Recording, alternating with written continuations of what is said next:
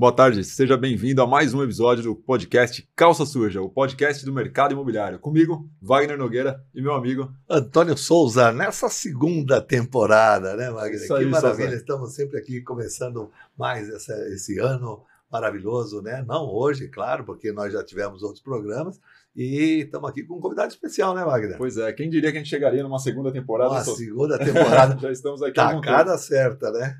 Pois Tá é. a cara certa, é isso aí. E hoje quem é o nosso convidado, Souza? Nós estamos aqui com um convidado bom demais da conta, só. O Felipe Coutinho, que é formado em Engenharia Civil e em 2000 fundou a APS Engenharia, construtora com foco no segmento econômico, tendo como clientes a Tenda, Direcional, PDG, Tecnisa, entre outros, participando da construção de mais de 12 mil apartamentos. Em seguida, fundou a Forcasa, incorporadora, atuante também no segmento econômico em São Paulo e no interior, onde aprendeu e incorporou mais de 5 mil apartamentos. Não é pouco não, hein? Até 2019. Fundador da construtora Privilégio, que atuou na incorporação e construção de alto luxo em Belo Horizonte, incorporando vários edifícios de alto padrão. Em 2016, se mudou para os Estados Unidos como executivo e sócio da Oxford Universal em Miami, participando do desenvolvimento e investimento de vários projetos imobiliários.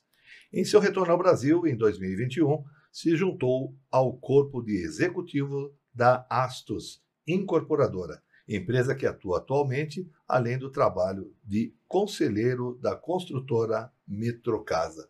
Seja muito bem-vindo, Felipe. Obrigado pelo convite, uma honra estar aqui com vocês, um prazer muito grande. Legal, obrigado, Felipe, por estar aqui, por participar conosco desse episódio. E é sempre bom e enriquecedor para nós e para os nossos telespectadores, para os nossos ouvintes, trazer pessoas do seu gabarito e a gente poder falar sobre o mercado imobiliário. Né? A gente estamos aprendendo ainda e é uma honra, um prazer estar com vocês aqui. Somos sempre um eterno aprendiz, né? Exatamente. É isso aí, vamos lá. E Felipe, assim, eu vi que você se formou em Engenharia Civil e vi também que você participou de diversas empresas, fundou diversas empresas do mercado imobiliário. A gente se conheceu através da Astus, onde você está atuando atualmente, conselheiro da Metrocasa, bacana isso.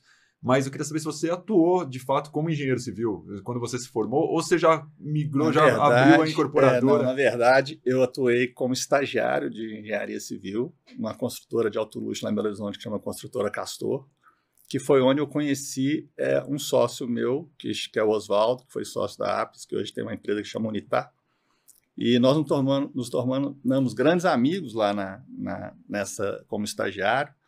Depois ele foi meu estagiário. Na verdade, brincadeira, eu fui estagiário dele, mas eu sempre conto para os outros que ele foi meu estagiário. E aí eu era muito amigo do Henrique Pinto, que era dono da Tenda. Nós éramos melhores amigos com 15 anos. Então a gente foi muito amigo e ele que me deu a oportunidade de montar a primeira empresa. Eu saí do estágio lá na Castor, comecei com um irmão meu, uma construtora de saneamento. E aí fui lá no Henrique, tinha um outro amigo meu construindo para ele, ganhando dinheiro, trocando de carro, comprando Cherokee lá no ano 2000. Aí eu virei para o Henrique e falei, pô, Henrique, deixa a gente construir para você também. Pô, você não tem perfil, seu pai é funcionário público, seu irmão é funcionário público, não tem jeito. Falei, cara, me dá uma oportunidade que eu viro o perfil que você quiser. Foi desse jeito a conversa. Aí ele, na hora, ligou para o diretor dele, que chama Sérgio Gaetti, que hoje tem uma incorporadora lá em Belo Horizonte também. Falou, Sérgio, o Felipe vai abrir a empresa dele aí em um mês, então coloca ele para fazer estágio na obra nossa, dá aí um manual de franqueado para ele, que daqui a um mês ele começa a trabalhar com a gente. E a gente começou assim. A gente não tinha dinheiro nenhum. O Oswaldo, meu sócio na época, ele era noivo de uma menina que o pai dela era dono de uma rede de supermercados. E aí a gente pegou um dinheiro emprestado com ela, R$5.000. A gente achava que era pouco para ela, né? A gente pegou R$5.000 emprestado, fomos para uma salinha, uma cadeira, uma mesa e tudo. Aí pegamos esse dinheiro, compramos sistema da RM Sistemas na época, compramos sistema de orçamento, sistema de planejamento, então investimos esse dinheiro praticamente nisso. Era interessante que a construtora você media, recebia com 15 dias e pagava o fornecedor com 30. Então você produzia e Então- recebia, então você tinha um fluxo de caixa positivo. Bom, Então acabou que o primeiro mês a gente já pagou ela esses R$ 5.000. E aí acabou que eles terminaram, terminaram, e eu fui encontrá-la muitos anos depois no enterro da mãe do Oswaldo. E aí eu falei com ela: não, Dani, você lembra que você foi a primeira pessoa que emprestou um dinheiro para a gente? Ela falou: nossa, Felipe, você lembra disso? Para mim, eu estava apavorada, minha mão tremia quando eu assinava o cheque, então não sei o que. Então, a gente achando que era pouco dinheiro, porque ela era uma pessoa muito rica, Sim, e na verdade representava demais para ela também, porque ela era muito nova. sim. Então foi assim que nós começamos. Caramba. Então começamos com a construtora, aí a gente começou em BH, e aí a gente já gericou naquela época com um balanço. O que ninguém fazia na época. Na verdade, ninguém dá muita atenção à contabilidade, tudo. Então, a gente gericou com um balanço. E aí, a Tenda queria vir para São Paulo. Ela tinha vindo para São Paulo já, e ela precisava de construtora parceira dela com balanço. E aí, a gente veio em 2002, começou a construir para ela aqui também. Aí, construímos muito aqui para ela, e tivemos depois, na época das grandes construtoras que começou a IPO, a gente começou a construir para várias. E aí vimos que construir era muito ruim. Vamos montar incorporadora. Vamos montar incorporadora. Aí tivemos uma oportunidade lá em Belo Horizonte, através também de um arquiteto que falou: Felipe, nós precisamos de uma construtora e uma incorporadora nova aqui em Belo Horizonte, com um design diferente, tudo. Você precisa montar essa empresa. Isso no almoço, esse arquiteto, chama Leonardo Rotzen, e um amigo nosso que também era da Castor, que chama Rogério Labriola. Aí montamos a Privilégio. Começamos também fazendo casa de alto luxo, e aí esse arquiteto também era casado com uma menina também muito rica lá em Belo Horizonte, virou investidor nosso também, e a gente começou a Privilégio. Dois extremos, né? Dois extremos. A namorada dos seus amigos são sempre cheios da grana. Só minha mulher que não. Pô, casei errado. Mas a gente atua nos dois extremos, e é interessante que, né, hoje a Astos ela é isso, ela atua, a gente está criando a marca Mavi para atuar no econômico, mas como a gente... Qual o nome do econômico? Mavi. Mavi. Isso. E aí como a gente sempre se associa a sócios que são especialistas no segmento, e como a gente tem experiência nos dois segmentos, para a gente ficou um negócio fácil e diferente, que a gente realmente usa a expertise do sócio e usa a nossa expertise para, né, conhecimento do produto, conhecimento da região. Porque você construindo para tenda, popular, total. Né? Exatamente. E aí a monta Privilégio, que é alto padrão. Né? Não, e foi interessante, quando a gente montou a Apps, que era de econômico, e a gente vinha da mais alto luxo de Belo Horizonte. A construtora Castor, na época, era o maior metro quadrado, top. E aí a gente trouxe como encarregado um cara que chama Carlos Lavorato, que era encarregado de mármores e granitos do prédio mais top de Belo Horizonte, que é o Marina Guimarães, na época. Ele era encarregado de mármore e granito. E a gente trouxe ele para ser encarregado de obra de econômico. Então, a primeira vez que o diretor da tenda foi lá, e que a gente tinha tirado, na verdade, toda a cerâmica de um apartamento, foi assentado errado, e a gente estava com a esmeraldadeira lá, lixando a parte de trás, para a gente sentar de novo, e a gente tinha feito um apartamento assim, perfeito de rejunte e tudo.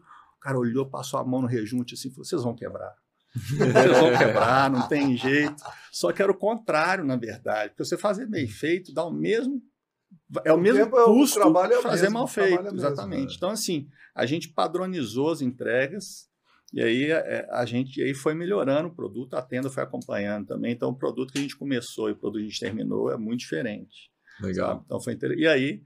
E aí também, então, atuando na Apps com veia de alto luxo, mas entendendo a produção em série, que isso foi ano 2000.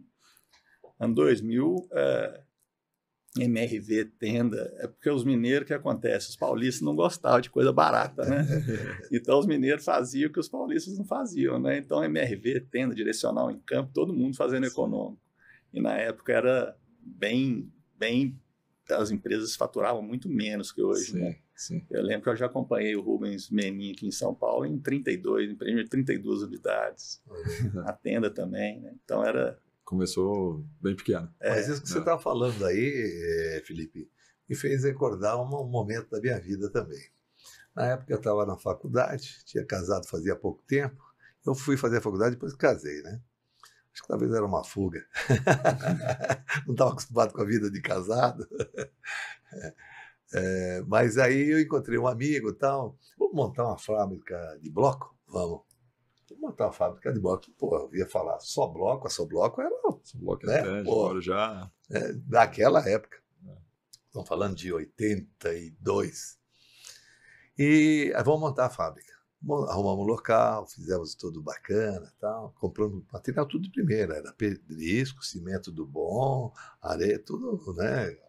As coisas eram... O nosso bloco, você segurava 1,5 metro, soltava no piso, ele ficava intacto. A região dali de São José, aquela região ali, Grajaú, a maior parte de algumas casas ali foram construídas com o nosso bloco. Mas aí chegou um camarada e falou assim, e a coisa não caminhava, não fechava a conta. Porque, na verdade, a hora que você falou isso aí, me veio à mente imediatamente isso. Nós fazíamos uma coisa muito boa, na verdade, então nós não tínhamos preço. Porque era coisa de qualidade. Uhum. Mas quem comprou de nós fez um bom negócio, porque as casas acho que estão de pé até hoje. Fez lembrar isso. Falar para os nossos internautas que hoje a gente está com uma novidade aqui também. Na primeira temporada nós tínhamos o QR Code, que era um benefício do Ibresp, nosso grande parceiro, que fornecia para vocês o curso, né, desconto nos cursos do Ibresp. E hoje, esse QR Code que você está vendo aqui em cima vai te levar direto para o nosso Instagram. Então, se você que está nos assistindo, está gostando do podcast, siga a gente lá no Instagram, no @calçasuja, só escanear o QR Code, que você vai ser direcionado para lá, curta as nossas postagens, fique atento a tudo que a gente posta lá, a gente sempre tem novidades e dicas sobre o mercado imobiliário.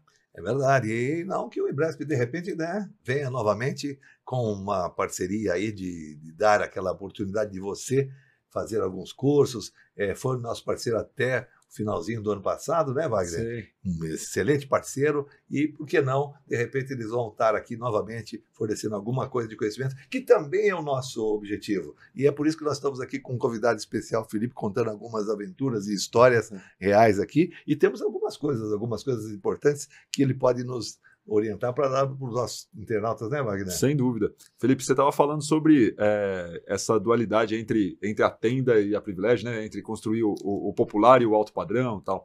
E, cara, hoje na Astos, né, como que vocês fazem, como que é essa divisão dentro da Astos e qual a diferença, principalmente na aquisição dos terrenos, né, quando você está vendo um terreno para um popular e vendo um terreno para o alto padrão, o que diferencia no momento da compra? Tá. A gente tem duas áreas bem distintas lá na Astos, uma que um sócio, que é o Rodrigo, ele atua, que é o alto luxo, e um econômico, que é o Roberto, que atua.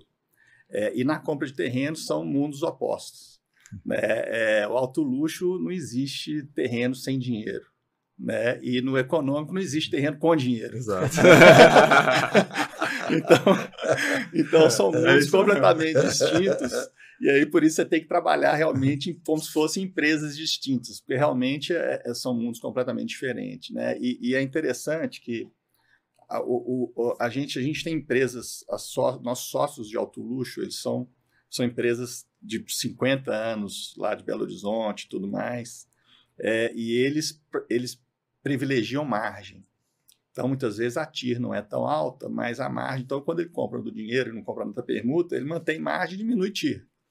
E no econômico, ao contrário. Como a margem normalmente é apertada, você tem que ganhar na TIR. Né? Então, por isso que não dá para você colocar dinheiro na frente. Então, acho que essa é a grande questão da diferença dos terrenos. Né? E tudo é baseado na margem mesmo. Então a Astos está seguindo o modelo aí que o mercado todo segue, ou seja, pagamento, se houver pagamento em dinheiro, é na aprovação do projeto e na grande maioria permuta. No econômico claro. Não tem jeito. No econômico, o pagamento, se tiver, realmente é depois da aprovação. E o normal é não ter ou ter pouco. Aqui em São Paulo a gente até entende que precisa de ter um pouquinho. Você vai para o interior do Brasil, mesmo no interior de São Paulo, não existe pagamento em dinheiro. Sim. Então, para esses sócios nossos que a gente... Até no alto luxo também, na verdade, quando você sai de São Paulo, vai para Minas, para Belo Horizonte, outras cidades, não existe pagamento em dinheiro. Primeiro, são duas questões. Primeiro, que não existe garantia de aprovação. Então, quando você traz um sócio, a primeira coisa que ele fala assim, pô, como é que eu sei que vai aprovar? Então, uma coisa muito interessante de São Paulo, eu sou um entusiasta de São Paulo. Eu acho isso aqui um sucesso, isso aqui é uma cidade que ela é um imã. Ela é um imã de talentos e é um imã das pessoas que querem ser talentos. Então ele vem para cá, o cara bem sucedido de qualquer empresa, ou o cara que já tem uma empresa, ele quer trazer a empresa dele para cá, e o cara que quer ser bem sucedido, que não está não tão bem sucedido onde ele mora. Então, o ímã de pessoas que querem trabalhar e querem se tornar um talento. Né? E tem oportunidade, né? E tem muita oportunidade. Então, assim, o que a gente fez aqui nesses últimos 6 anos, o nosso modelo de negócio não faria em lugar nenhum do Brasil e talvez do mundo. Né? Que a gente começou a empresa com pouquíssimo investimento e nós geramos 4 bilhões de negócio nesses últimos 5 anos, com sócios diferentes, em segmentos diferentes. Né? Então, assim, o legal de São Paulo, uma vez a gente estava numa reunião com uma equipe de um paisagista. Ele não pôde ir na reunião, e aí na equipe dele tinha um mexicano, tinha uma menina de Fortaleza, do nosso lado tinha um sócio nosso de Recife e a gente de Belo Horizonte. Então não tinha paulistano na mesa. Né? Então é interessante que o negócio ele roda. Mas o negócio estava aqui. Mas o negócio aqui em São Paulo. Só aqui. O negócio na Vila Madalena. Entendeu? Então, assim, o negócio aqui, tudo aqui, só que ninguém de São Paulo. Então, é interessante que a cidade, ela te acolhe, né? Sim. Ela acolhe. Então, assim, e isso, e aí voltando para a aprovação de projeto, é um negócio de você colocar dinheiro no terreno. Eu já tive projeto em Belo Horizonte, demorou 8 anos para aprovar. Nossa. E eu falava isso com o meu sócio, né? Eu falou, cara, na época, há 8 anos, falou, cara, não tinha Instagram, não tinha Facebook, não tinha... O seu público é outro, o mundo é outro, né? E aqui em São Paulo você tem uma previsibilidade, né? A prefeitura, ela é um sucesso, claro, com todas as dificuldades, mas ela, comparado com o Brasil e com outras cidades do mundo que eu tive experiência, é um sucesso. E dá essa impressão, Felipe, de ser diferente, né? Porque normalmente, por exemplo, quem vai para o interior ou que vai para qualquer interior de qualquer capital, dá essa impressão da facilidade pelo fato que você tem contato com o prefeito, você almoça com o vereador, você encontra o deputado, enfim.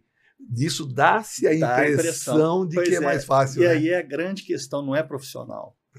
Então, assim, você não tem o profissionalismo de São Paulo, você não tem o profissionalismo que aqui você sabe exatamente cada etapa, você sabe exatamente como funciona com o técnico, você sabe tem uma exatamente. logística, né? Você tem uma logística, se você segue a regra do jogo, vai ser aprovado, não tem dúvida, não tem dúvida de legislação, não tem dúvida. Então, assim, essa é a grande diferença, né? Por isso que a gente fala assim, pô, a gente faz só São Paulo capital. Ah, vamos olhar em São Bernardo? Não olha. A regra do jogo já está estabelecida. Já está estabelecida. E a gente consegue fazer aqui, no Itaim, em Itaquera, a mesma prefeitura, a mesma legislação, mesmo tudo. Então, é Zeu aqui, é Zeu lá. Sim. Então, não faz diferença. Então, a partir do momento que você começa a entender a legislação da cidade, você começa a ser muito mais eficiente em qualquer coisa, né?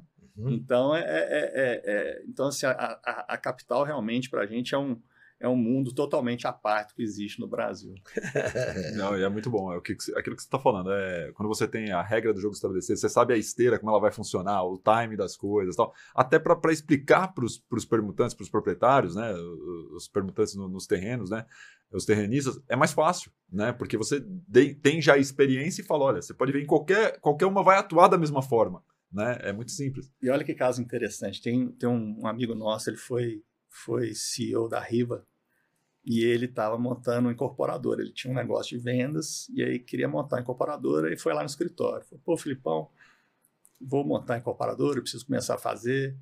E aí estou olhando as coisas no interior, estou olhando as coisas lá em Rio Preto, em Ribeirão Preto. Eu falei, mas você mora onde? Eu não moro aqui em Moema. Falei, mas aí você tá... Aí tem alguma coisa errada, né? Aí eu falei, não, deixa que eu vou olhar um negócio para você, que a gente estava com um terreno indicado na Moca. Apresentei para ele em novembro de 2023. Novembro de 2024, estava lançado. Uau! A gente desenvolveu o produto, provou o projeto, e lá tinha contaminação, e lá tinha patrimônio histórico. Então, eu brinco só que ele estava aqui em São Paulo, era acostumado com isso. Ele sabe que isso faz parte. Sim. Né? E eu brinco que se fosse uma pessoa de Belo Horizonte que eu tivesse oferecido esse terreno para ele, o cara me dava cadeirada, me bloqueava no celular, me bloqueava tudo. Ia correr. Esse cara quer me empurrar um negócio aqui, mas um sucesso. Lançamos em novembro, sucesso de venda. Bom, Moca parece que ali, se você jogar para cima... Quarteirão e meio do metrô, o Ipanema. Então, assim, é um sucesso. Ali explodiu, né? Bastante. Explodiu. Ali explodiu bastante. Agora, me diz uma coisa, por que o zoneamento influencia tanto na precificação do terreno? Porque terreno vale o que você produz, né? Então, você comprar um terreno na floresta que você não pode produzir nada, ele vale a floresta, vale você viver lá, é legal e tudo, mas você não consegue produzir, né? Então, o terreno realmente vale o que você consegue produzir nele. Então, o que você produz no AZEU, o que você produz no AZM ou no ZC, realmente a grande diferença é essa, né? Então, então, essa e localização, né? Então, você só procura AZEU? Não, depende. Nós estamos fazendo uma ZM Vila Nova Curuçá, mas é um terreno de 6 mil metros quadrados. Né? Então, modifica o zoneamento, lógico, quanto maior a área, melhor para poder fazer o balanço. Exatamente. E também tem a questão do que você vai produzir, né, cara? Porque quando você vai lá para o popular, né, você vai adequar dentro do programa do Minha Casa Minha Vida, dentro do sistema do HIS, você vai ter alguns benefícios. Então, o potencial construtivo aumenta, você tem diversos benefícios, então a ZM vai fazer sentido, onde, mesmo que numa área nobre, a ZM, para fazer sentido, já fica um pouco mais difícil. Complicado. Nós estamos comprando ZC na Joaquim Floriano, com o João Cachoeira. Fechamos ali 3.100 metros quadrados ali. Ali vai ser um projeto legal. Bacana. Ali a gente trouxe a Concreto lá de Belo Horizonte com um sócio nosso. Um VGV de uns 650 milhões ali.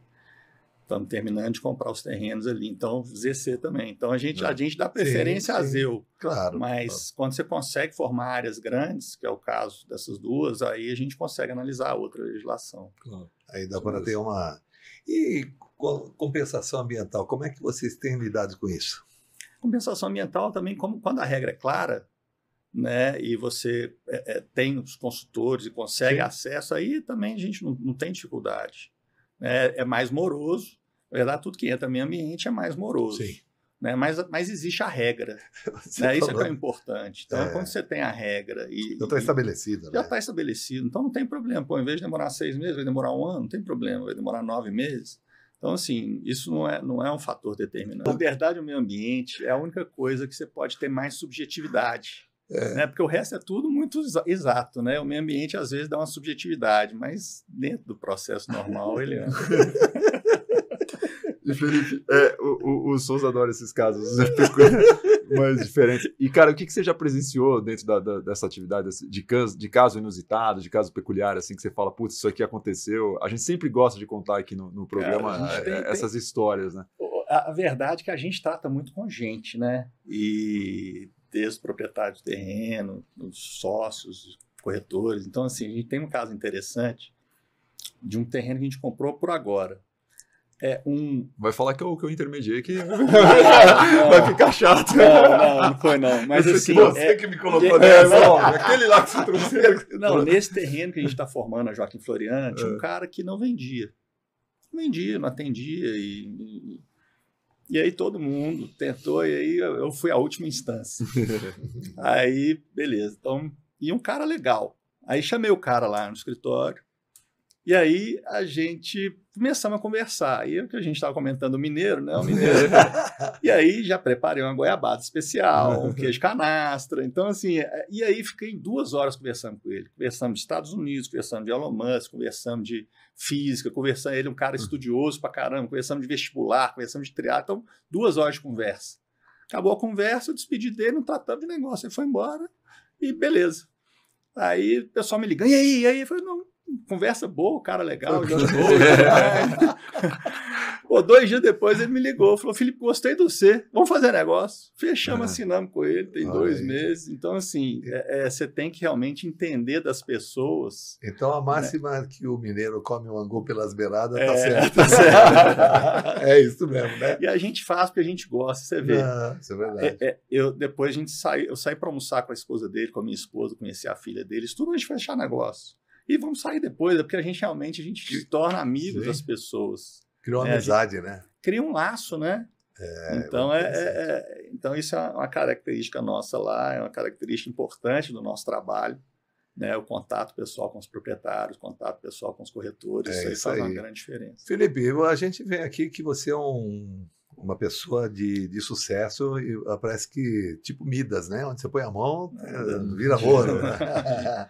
E como é que foi essa experiência? Aí você sai do Brasil, você fala de São Paulo, uma cidade maravilhosa, eu sou suspeito que eu sou paulistano, mas eu comentei com você também um pouquinho antes do nosso programa, que eu admiro também uma outra cidade que eu acho que é muito cosmopolita e uma cidade fantástica que eu conheci nos Estados Unidos, dentre outras, que é Nova York, que eu acho que também é uma cidade que ela explode de oportunidades. Cabe a quem conseguir visualizar ou ter a leitura da cidade, saber explorar. E você tem N casos de sucesso lá, né? Que você vê que o cara começou, de repente, um negocinho e a coisa, bum, explodiu. Né? Então, mas São Paulo é assim também. Agora, como foi a sua experiência fora do país? Morei lá em Miami quase 6 anos, né? Foi uma experiência interessantíssima. Os Estados Unidos é interessante que você tem menos barreiras de entrada do que aqui. Né? Aqui, para você... Eu lembro quando teve abertura de capital e veio a Homex para o Brasil, não sei se vocês lembram disso. A Homex era uma empresa mexicana, todo mundo que abriu capital ia lá para o México visitar a Homex, que ela fazia não sei quantas mil unidades, não sei o quê. E eles vieram para cá, contrataram só executivo mexicano, e aí foram tentar fazer a Minha Casa, Minha Vida aqui, não entregaram nenhum. Então, só assim, sombreiro, né? A barreira de entrada que é difícil demais, de legislação, de entendimento do sistema, lá é um pouco diferente. Só que, como todo lugar, você precisa de tempo para você entender as coisas, né? Então, as pessoas que vão para os Estados Unidos, muita gente está bem, a pessoa começa devagarzinho e vai indo. Então, assim, eu conversei com o pessoal que tem uma operação grande lá, eles têm até um incorporador grande aqui no Brasil também, falou, Felipe, o bom dos Estados Unidos é que não tem barreira de entrada. E o ruim dos Estados Unidos é que não tem barreira de entrada.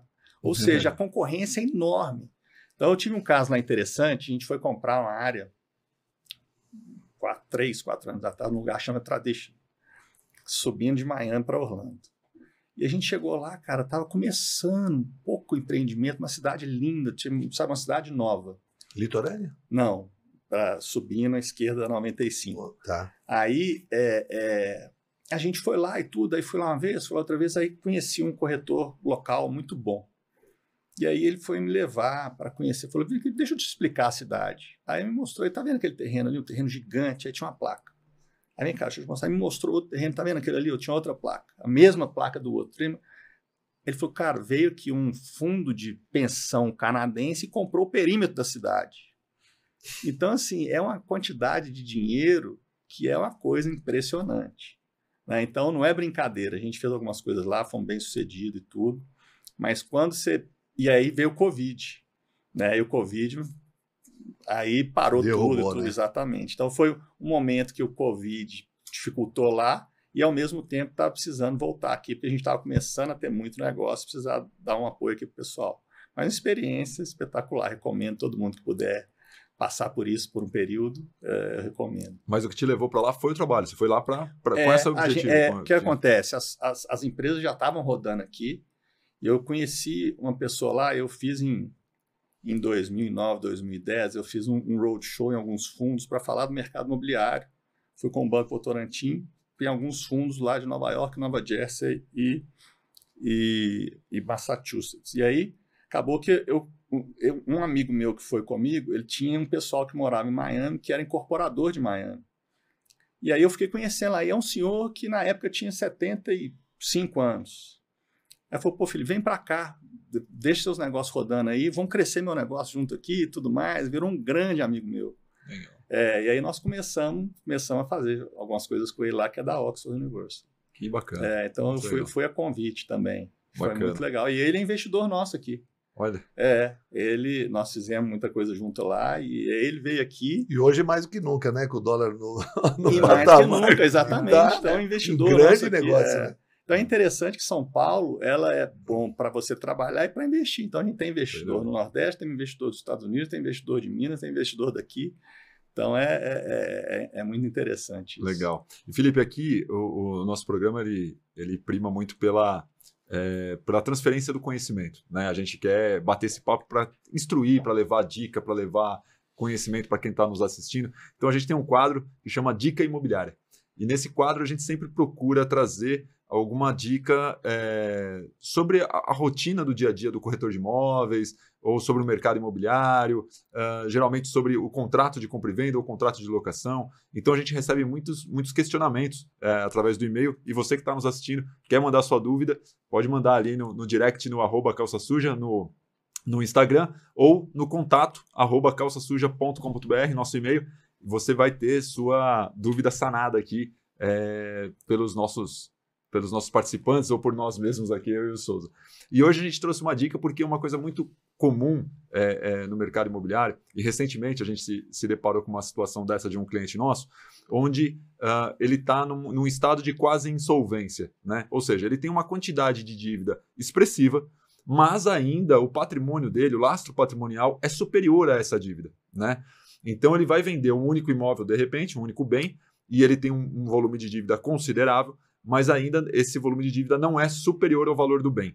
Só que quem está fazendo a aquisição fica receoso. Fala, pera um pouquinho, eu vou comprar um imóvel, quanto vale esse imóvel? 1 milhão? Legal. Quanto ele tem de 800 mil? Putz, mas como que a gente vai quitar esses 800 mil? Eu vou dar os 800 mil na mão do cara que está vendendo, né? E o que ele tem de débito? Putz, ele tem débito de condomínio, de IPTU, às vezes faculdade do filho, prestação do próprio imóvel, que está em atraso, outro cartão de crédito. A gente já se deparou uma situação onde a gente vendeu um imóvel, sobrou 3 mil reais para o proprietário, né? Então, como que a gente aborda isso no compromisso de compra e venda, né? No contrato de compra e venda? Então, essa é a dica que a gente vai trazer hoje para você que está nos assistindo, corretor de imóveis, para você inserir no seu contrato de compra e venda. Aqui está uma sugestão de cláusula contratual. Então, você vai colocar lá o valor do imóvel que você está negociando. Aqui no nosso exemplo, a gente falou aqui eventualmente R$1 milhão. A gente coloca lá que o valor de compra e venda vai ser de R$1 milhão, e a forma de pagamento, a gente sugere isso daqui, ó, que você divida em dois pagamentos, em 2 etapas. Então, a primeira etapa, na letra A, ao invés de você determinar um valor, você coloca lá que é a quitação da dívida condominial e de IPTU. Aqui, no caso, a gente colocou dívida condominial e de IPTU, mas você coloca a quitação das dívidas, ou a quitação de toda e qualquer dívida que porventura vier a aparecer. Ou se você tem uma dívida específica, você coloca aqui a quitação da dívida do financiamento habitacional, por exemplo, tá? Então, a quitação da dívida que tiver em aberto, bem como a quitação de toda e qualquer dívida apurada no decorrer desse processo, em especial nas certidões elencadas na cláusula 3ª, a fim de que o negócio se aperfeiçoe em perfeita ordem jurídica, ou acompanhado de documentos e certidões esclarecedoras que não apontem nenhum óbice insanável para a venda que possa caracterizar fraude à execução ou fraude a credor. Veja, então você vai providenciar todas as certidões do imóvel antes de qualquer pagamento, e o comprador vai lá e vai quitando os credores. Vai pagando diretamente todos os credores do vendedor. E aí a letra B, o que vai fazer com o saldo desse preço, né? Você vai colocar ali, ó, após a liquidação integral de todas as dívidas e apuração do montante pago, o saldo residual para a quitação total do preço avançado será pago através de recursos próprios e ou financiamento bancário, porque pode ficar, né, um valor que eu quero que o comprador queira financiar, tá? A ser intermediado por qualquer agente financeiro público ou privado, sob escolha e responsabilidade do comprador, num prazo máximo de X dias, a contar da presente data, através da modalidade de interveniente quitante. Ou seja, pode ser que, se o imóvel que está sendo vendido ele tem uma dívida de um financiamento habitacional que está em aberto, você pode fazer a modalidade de interveniente quitante, né? O adquirente, já expliquei aqui numa outra dica imobiliária, o adquirente o financiamento dele vai quitar aquele que está em aberto e a diferença cai na conta do vendedor, né? Inicialmente, a quantia devida pelo vendedor ao banco credor e o saldo será acreditado a favor do vendedor. Ou seja, é uma cláusula que você vai adaptar de acordo com a situação. O que a gente quer deixar aqui é que é possível fazer, que é possível você apresentar uma segurança jurídica e trazer mais conforto e tranquilidade para a operação para quem está comprando. Porque às vezes existe um receio muito grande de entregar o valor na mão do vendedor e falar, será que ele vai quitar? Como é que vai ser isso? Por mais que apresenta tal. Então, muitas vezes você apresenta o boleto, o próprio adquirente paga, né? Essa é a situação e a dica imobiliária de hoje. Certo, Souza? Muito boa, por sinal. Você quase que respondeu aquilo que eu queria te perguntar depois. Vamos lá. Então você falou assim, aquela insegurança do comprador de dar o dinheiro para o vendedor, para ele fazer a quitação daqueles documentos, ou enfim, da pendência que exista. E também o detalhe dele fazer o pagamento. Já aconteceu comigo de eu ser a pessoa responsável por isso, numa negociação. Eu também. Passou Esse pra caso mim, dos R$3.000, eu fui o comprador. Um apartamento na Andaluzia, sério, cara. O proprietário tinha tanta dívida que eu falei, eu quitei faculdade dele que estava em aberto, cartão de crédito, eu quitei, fui quitando tudo e sobrou R$3.000 para ele do valor imóvel. Faz tempo isso, mas aconteceu, e são a situações que preocupação, acontecem. é uma preocupação que nossos colegas têm que ter, e muito forte. Porque, veja, além de tudo isso, de ter recebido dinheiro, quando a coisa começou a tomar uma proporção maior, que existia um herdeiro, aí eu cheguei para a dona, eu falei, bom, e o seu herdeiro lá que vai vir aqui para assinar? Eu falei assim, nós vamos ter que conversar um pouco. Mas o que é? O cara estava preso. Foi a primeira situação que eu tive na vida. Eu falei, pô, como é que eu vou agora? Como é que eu vou fazer? Não, tudo bem, podemos ir lá, colher a assinatura dele na prisão, tudo bem. Ela falou assim, mas ele fugiu. Aí complicou, né? Falei, mas eu preciso da assinatura dele. A senhora se encontra com ele que eu não quero saber. Então, é uma coisa assim, que são coisas que as coisas malucas. Aqui no hospital a gente assinou a escritura. Já, sim, também. E a pessoa faleceu. A putz, assinou e faleceu. Olha, que na loucura. Cadeia, não. Nunca assinamos. E eu já tive 2 situações dessas. Do cara estar preso. Meu Deus. Uma o cara assinou na cadeia e o outro estava fugindo. A mãe levou para o cara assinar e ficou por isso. Mas voltando aqui à nossa dívida, do comprador, essa garantia que de eu pegar e pagar, ou seja, que o comprador não está vendo a intermediação nossa, digamos assim, o camarada resolveu fazer o pagamento e tal. Qual é a garantia que realmente, de repente, o camarada fala, você já pagou a minha dívida?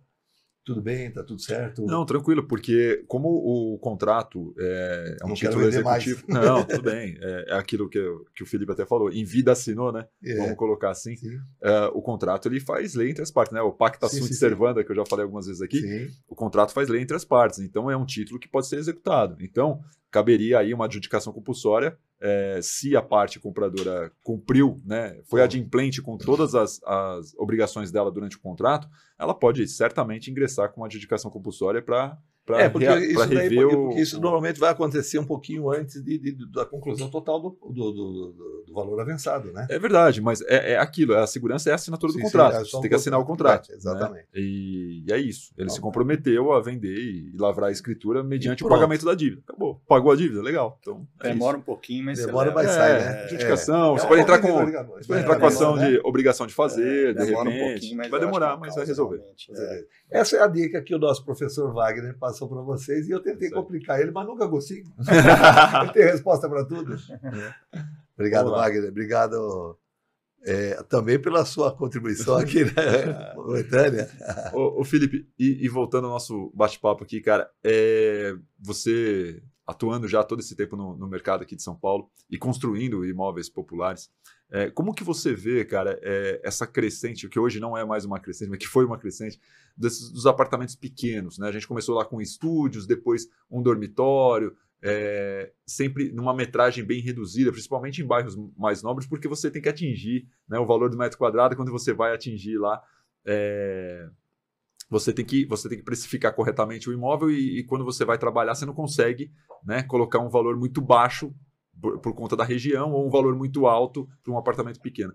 E a gente vê que São Paulo foi tomada por esse produto, né, esses apartamentos de pequeno. E tem muito investidor que se interessou por esse produto, fala, vou comprar para alugar, porque geralmente é em região próximas ao metrô, Zeu e tal. Então, será que ainda tem investidor para esse produto? Será que é um produto que vai permanecer no ano de 2025, 2026? Esse ciclo ainda vai se construir apartamentos pequenos, visando esse público de investidores ou visando mesmo o morador, né, o morador final? O que você vê para esse tipo de tipologia de apartamento?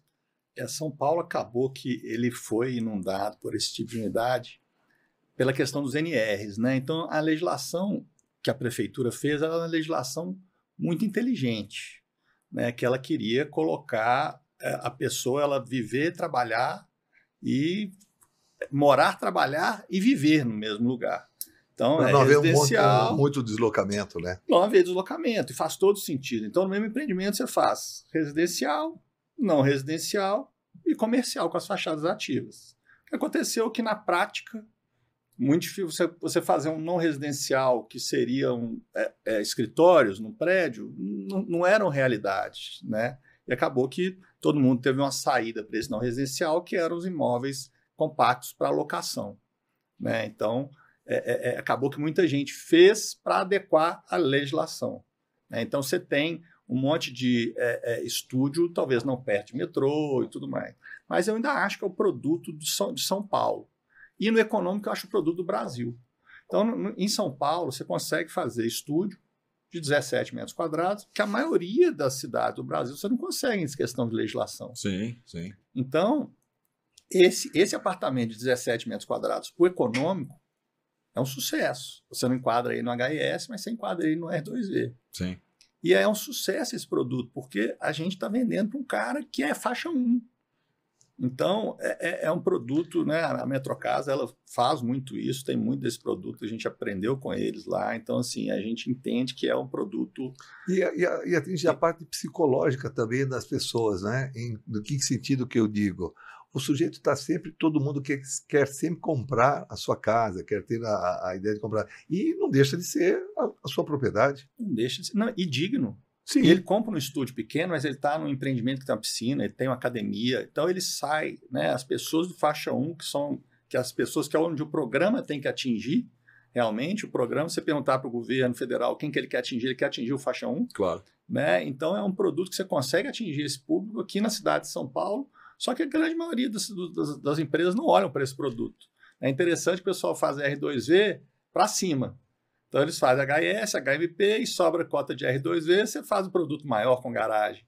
Né? E a Metrocasa usou isso muito bem, que eles fazem HIS, fazem HMP e o R2V ele usa, porque o HIS tem a limitação de 24 metros quadrados de mínimo. O R2V você não tem. Então, você faz o R2V para baixo. Então, é muito interessante. E agora, e também São Paulo, no alto luxo, a questão dos estúdios, São Paulo é a cidade de uma pessoa. Né? A quantidade de executivos que vem para cá, a quantidade de pessoas que vêm para cá para estudar, a quantidade de gente que vem para cá sozinha, sem família e tudo mais, é um público. Né? Então, se você tem ele bem localizado, perto de transporte, perto de serviço e tudo mais, sempre vai ser um produto para São Paulo. O Airbnb adora, né? Pô, e assim, a gente vê, né, às vezes eu vejo gente vindo para cá em épocas primeiro, época de algum evento, não tem nada. Não tem Airbnb, não tem evento, quando tem Fórmula 1, quando tem evento no Allianz, quando tem não sei o quê, a cidade, impressionante como que acaba, né? E a gente vê que mesmo durante a semana a cidade infla de gente, né? Então ainda acredito que seja um produto. A pandemia mexeu um pouco, desculpa, né? A pandemia mexeu um pouquinho também com as pessoas. Em que sentido? Houve um deslocamento, um êxodo, digamos assim, do centro da cidade, de uma forma geral, para o interior, né? As pessoas foram procurar algumas alternativas que eram uma forma de sair de dentro do apartamento pequeno. Sim. Para ter uma casa ou alguma coisa dentro do sítio ou qualquer coisa parecida, para se sentir gente, né? Porque ficar preso dentro do apartamento durante a pandemia foi uma prisão, prisão terrível, né? Então esse pessoal todo também hoje, de repente, está morando lá fora, mas precisa voltar para a cidade. É aqui que está o negócio, muitas vezes, apesar da possibilidade do novo jeito de trabalhar, né?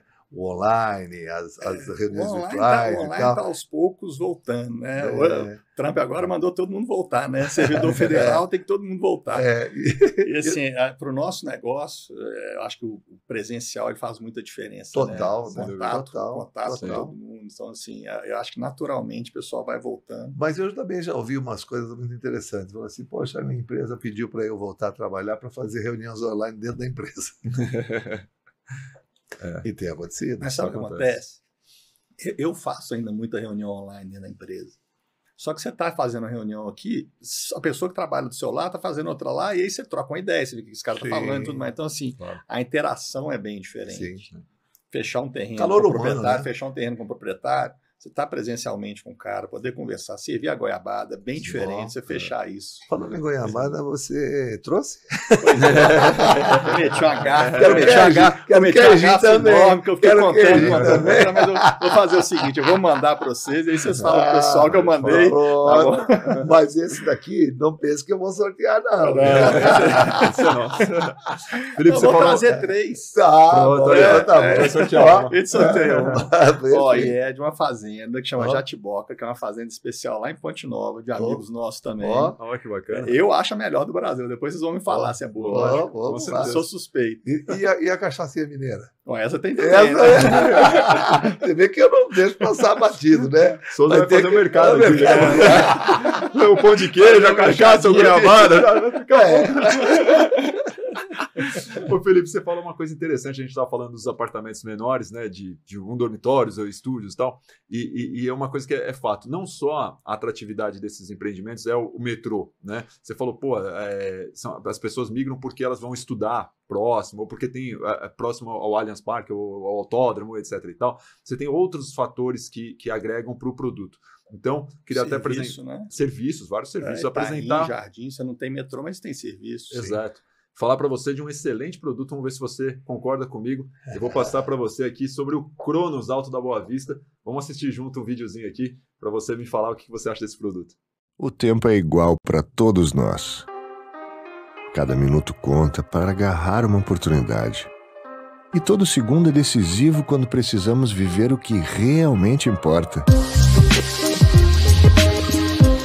É hora de você conhecer Cronos Alto da Boa Vista. Menos preocupações com o trajeto e mais tempo para caminhar a pé. Um lugar a 0 minuto de uma área de lazer exclusiva no rooftop.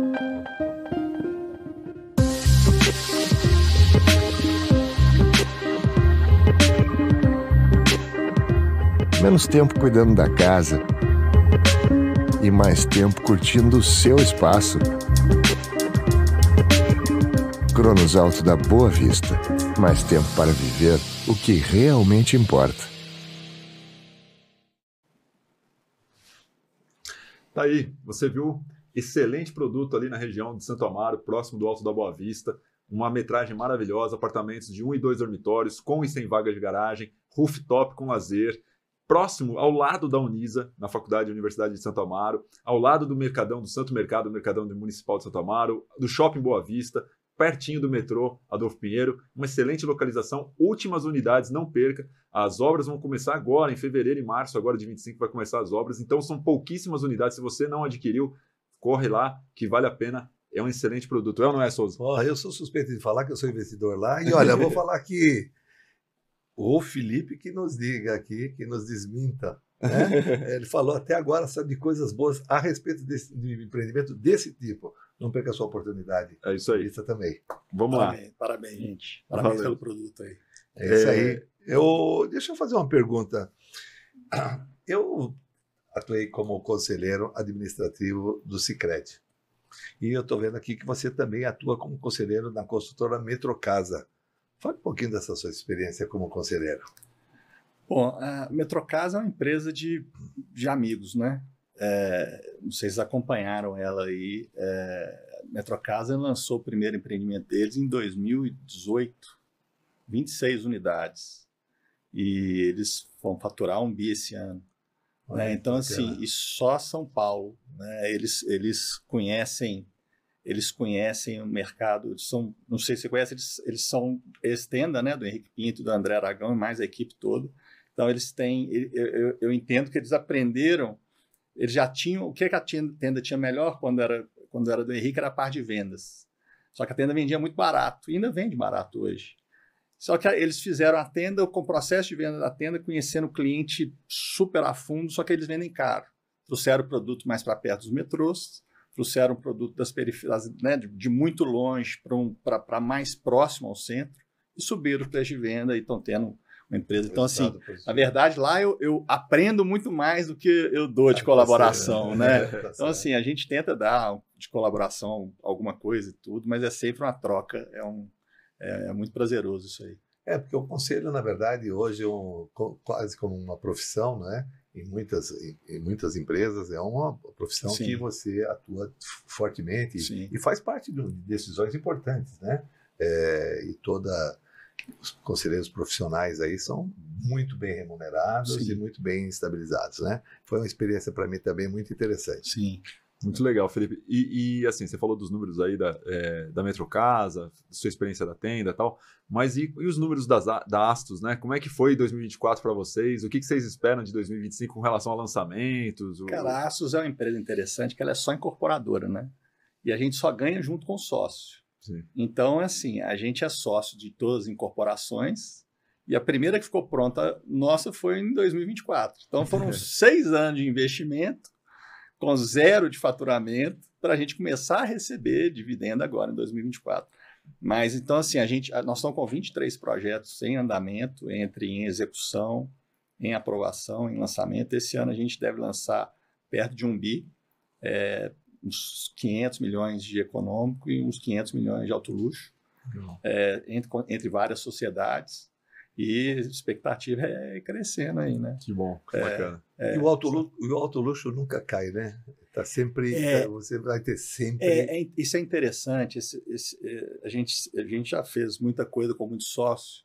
E esses sócios que a gente tem atualmente é uma coisa muito interessante. São empresas de 40, 50 anos que fazem 3, 4 projetos por ano nos melhores lugares de Belo Horizonte. Então, são empresas super capitalizadas, de muito dinheiro em caixa, que passaram por todas essas épocas de dificuldade, de plano Collor, de Dilma, de não sei o quê, mas que nunca pararam de fazer. Então, um bom produto, bem localizado, né, é um hedge para qualquer coisa, né, uma segurança para qualquer coisa. Cria uma marca, né? Cria uma marca e traz rentabilidade e traz dinheiro, né, e segurança. Então, assim, não tem jeito. Crise, Itaim, né? Então, assim, não tem jeito, você está seguro demais, né? A gente costuma falar lá também que a gente ter a possibilidade de estar em São Paulo, eu entendo que nós somos mais bem posicionados do Brasil em caso de crise. Para primeiro todas as outras, depois pode parar São Paulo, mas a gente está último, né? E é o primeiro a retomar. O que é interessante também, o mercado financeiro vê São Paulo com olhos totalmente diferentes que as outras cidades. Então, a gente roda muitos fundos.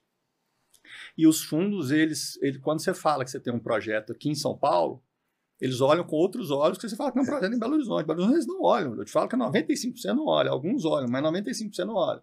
E aqui, porque o cara está aqui. Ele sabe onde é a Faria Lima, ele sabe onde é a Jesuína Arruda, ele sabe onde é a Itaquera. Ele sabe. Então, assim, o dinheiro para a construção civil, o dinheiro para a incorporação aqui em São Paulo, ele é abundante. Bom e ruim também, né? Porque aí você briga com os fundos, você vai comprar terreno.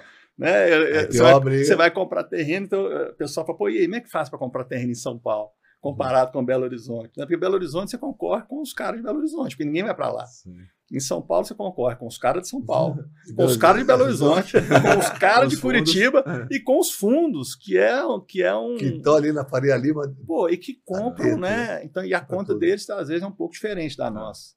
Então, assim, é uma competição desigual, mas, ao mesmo tempo, é uma fonte de funding que é um sucesso para o mercado, né? Com certeza, com certeza. Bacana, legal, né? Sem dúvida. E, cara, é o que você falou. E é engraçado, né? A gente estava falando da tenda, até mandar um abraço para o Lucas Parisotto, né? Nosso que esteve aqui também, trabalhando na tenda, um grande amigo. E cara, a gente sempre está falando disso, né? Ou econômico ou o alto padrão, né? O que aconteceu com essa faixa do meio, cara? Porque é uma pergunta que eu faço para todo mundo que vem aqui, né? A gente não consegue ter, não tem perspectiva, não tem, sabe? Onde a classe média, cara, ela foi muito penalizada no Brasil, né? Então, assim, quando é interessante que você vê alguns prédios, você vê o pessoal que tinha um poder aquisitivo há 30 anos atrás. A pessoa hoje, cara, a pessoa tinha vários funcionários, tinha vários carros, tinha motorista. Hoje a pessoa perdeu o estudo. Então, assim, o primeiro dinheiro mudou de mãos, a classe média realmente foi achatada, né? E você criou 2 polos. Você tem dinheiro ou você não tem dinheiro. E se você não tem dinheiro, seu crédito fica muito caro. Né? Então, assim, virou um negócio realmente difícil. Você não vê, o que eu digo assim, você não vê lançamentos, né, para esse público, você não vê. São 2 coisas que eu acho que também faz muita diferença. o custo de construção ficou muito caro. Então, quando você começa a fazer garagem, começa a fazer estrutura, e você vai vender por R$11.000, por R$12.000, a conta não fecha. Então, ou você faz, essa construção vai custar 7, você vende por 20, ou sua construção vai custar 3, você vende por 8. Entendeu? Então assim, o custo de construção ficou muito difícil também para fechar a conta do 11, R$12.000 metro quadrado, que é a classe média. Sim. Né? Então, ficou difícil para as incorporadoras, ficou difícil para o cliente, que o dinheiro está escasso. Na verdade, hoje você não tem recurso de SBPE para ninguém. Né? Acabou o recurso da poupança. Aí você começa a tomar um dinheiro mais caro. E aí, cada ponto que você toma mais caro de juros de financiamento, sua prestação encarece demais. Então, assim, dinheiro escasso, custo de construção caro, margem baixa para as incorporadoras, então o pessoal para de fazer, porque realmente a conta ficou muito difícil. Sim, essa faixa, Wagner, essa faixa não está sendo, de certa forma, atendida hoje, por exemplo, quando você vai para a periferia, de uma certa forma, não a periferia distante, através do retorno daqueles sobradinhos, você pega lá e começa a construir um terreno, 2, 3 sobrados. Essa faixa, será que não está caminhando para esse lado? Eu digo com relação... Mas em volume, né? Você sai do vertical para o horizontal. Não é que não existe, o mercado existe, mas num volume... Mas o volume é muito menor. Muito menor do que as duas pontas do mercado. Né? Sim, com certeza. Mas porque essa parte atende... Parte da mas eu digo assim, hoje a gente conversando com as construtoras, o meu dia a dia, né, de falar com a construtora, é sempre isso, é as duas extremidades, né? Você não tem ali, o meio não tem. Cara, não existe custo de obra menor que R$7.000, R$7.500 privativo, para você fazer estrutura com subsolo e tudo. Então, você constrói a 7, classe média precisa vender a 12, não fecha a conta. Sim. Então, assim, a conta ficou ruim, o custo de construção penalizou demais, né? Felipe, cara, foi um bate-papo maravilhoso. Muito obrigado mais uma vez. Quero te agradecer por ter vindo aqui, participado com a gente. A hora passa rápida, né? Nossa, a gente nem percebe. Papo com o Mineiro, então. E com o Mineiro, vai longe. E a gente vai certamente dar o feedback para você e para os nossos internautas sobre a goiabada. Essa é dívida. Espero fazer novos negócios com a Astos nesse ano. Desejo todo sucesso para vocês lá. Acho que é uma empresa muito bacana. Um abraço lá para o Roberto, para todo mundo lá. Obrigado por me receber aí, é uma honra estar com vocês aqui, um prazer muito grande estar com vocês aí também. Muito, muito bacana, Felipe, obrigado mais uma vez, contribuiu demais para os nossos internautas, esse momento, esse bate-papo, que parece assim muito simples, mas cheio e carregado de informação que cada um, claro, tem que saber aproveitar esses momentos, né? É uma leitura diferente.